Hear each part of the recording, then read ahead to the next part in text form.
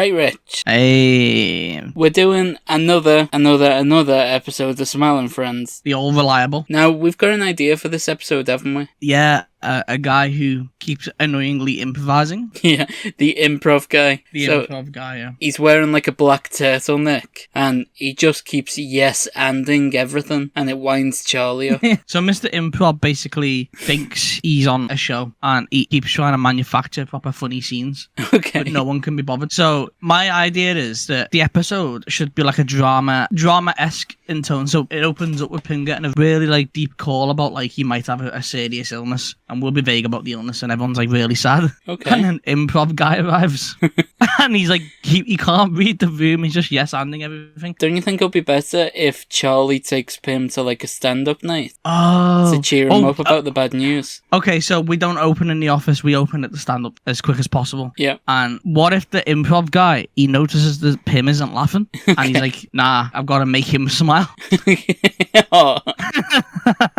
But like it gets increasingly more zany and stupid. You know what it vaguely reminds me of in The Office when Kevin is he waiting on news about skin cancer? Michael hates the attention that Kevin's getting. Okay. You ever been like somewhere and someone just can't read the room? Yeah. No, I feel like improv guy needs to constantly be doing this. So he just follows Pim around everywhere he goes. Well, so after the improv night, Pim's at home. He's on the phone, maybe to Charlie. He's like, I don't know, Charlie. I'm just, I've never had to deal with this. It's a big thing in my family. Like, I lost my grandma over this. My sweet little grandma. All of a sudden, package arrives at the door, and he goes and opens it, and it's just the improv guy. Pops out, and he's like, bet you're glad to see me. And he's like, wait, are you the improv guy from earlier? He's like, no, I'm the president. Wait, no, we wouldn't say no. Because that's called blocking, and that's against one of his very rules. Oh, so yes, and Yeah. you go, yes, and I've become the president. What are you? And he's like, I'm just really sick. I don't think I've got time for this now. He goes, what are you sick of? Are you sick of life? Let's go out.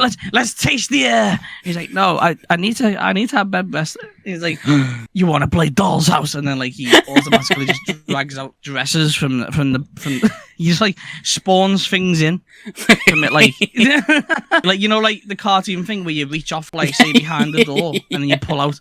And Pim's like, where did you get that? He's like, it doesn't matter, it's all fun. I want to capture the nonsense of that episode where SpongeBob and Patrick are in the box. Yeah, the imagination box. Yeah, and Squidward can hear like full on like AC-130s going off and like SpongeBob proper crying as like the legs have been blown off, and then he opens up the box and there's no one there. And you're like, what the fuck? And then it cuts to like the next day and Charlie's like in the office and like, anyone heard of Pim? Like, I was on the phone to him yesterday. He just buttoned me. Pim runs in like sweating. He's like, whoa, Pim, you shouldn't be running. He's like, I have to. He's here. He's like, who's here? He pops in from the top of the ceiling. Improv guy, and he goes,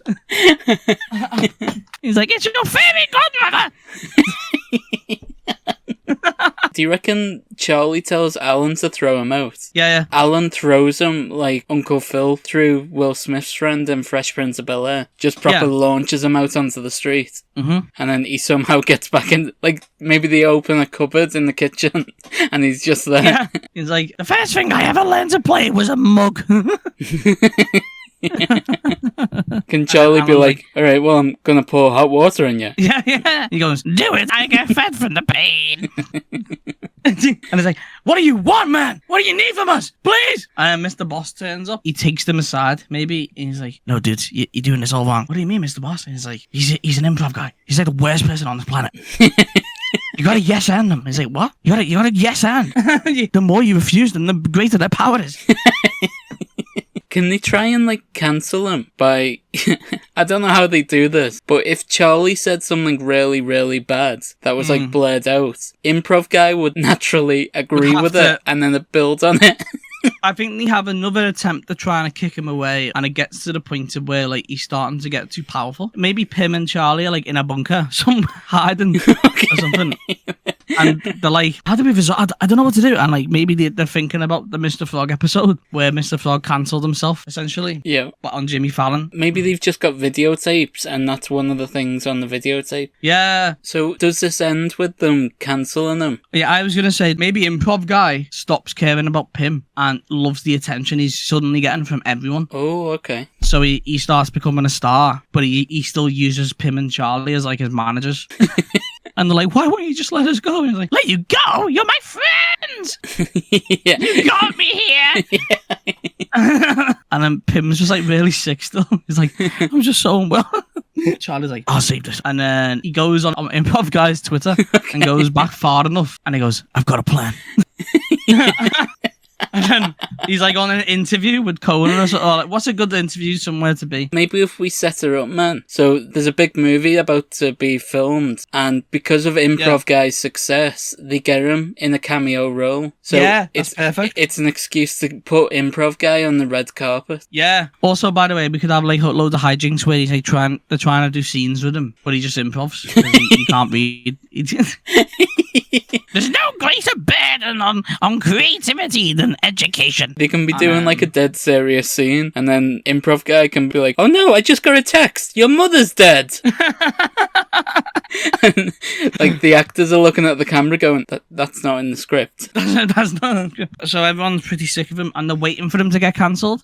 Yeah. So what happens is Charlie finds something in his Twitter. My problem is, why does he need something from his old Twitter feed if whatever he says, Improv Guy will agree with and expand upon it anyway? I think it's just that banal real world realism that Smart and Friends sometimes has. So Charlie finds something that Improv Guy actually does think, and he just... Yeah, okay. Oh man, and then could we I've got Michael Richards on the brain. So like he goes on a rant like that. Obviously it's all blared out. Yeah. And then at the very end of the episode, when like Pim's waiting for the good call, they're watching Jimmy Fallon, and Improv Guy calls in, and he's like, I'm starting to realise that maybe this is not the right place to apologise.